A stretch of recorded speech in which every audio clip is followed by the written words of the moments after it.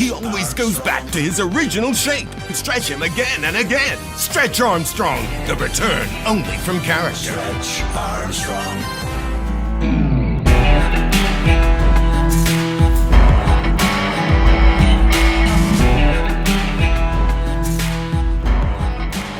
Problem. Stretching.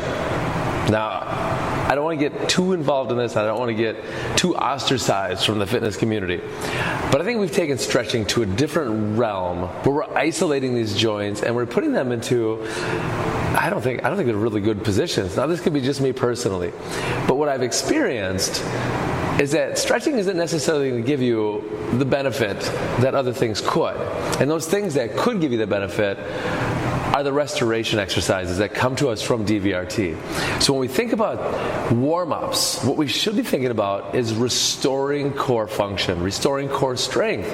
Because if we're going out into battle in our session, and we're meant to move in these different planes of motion, and we're meant to do all these different holding positions and body positions, whoever knows else kind of position, the body should be ready.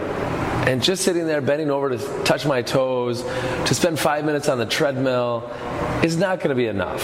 Stretch Armstrong. If I could hit something more beneficial, maybe dead bugs, right? We talk about dead bugs all the time, but dead bugs are so exciting because they exactly do just that. They get that core ready and they connect those slings. And connecting those slings, warming up those slings, tapping into those slings is what's going to give you success in that session. It's going to make you better overall, period. And that's why we like to take a lot of those core restoration exercises and put them in our warm-ups. So for instance, squatting. We've got a lot of people that aren't really good squatters, and that's okay. We're okay with that. But we're not really warming up that pattern like we should.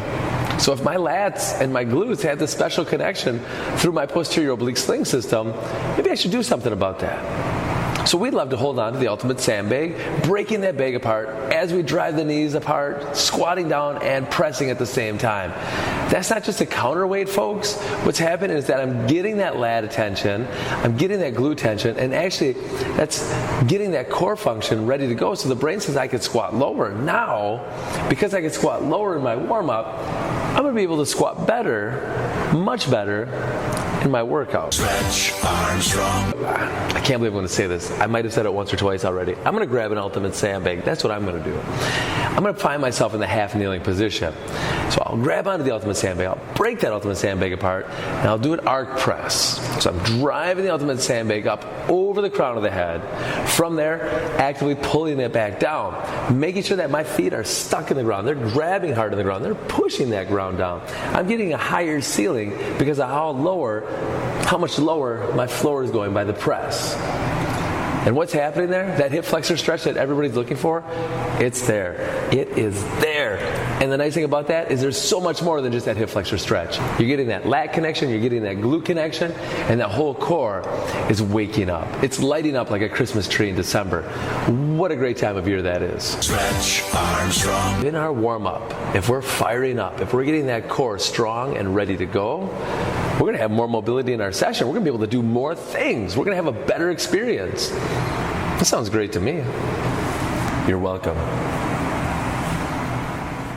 Stretch Armstrong.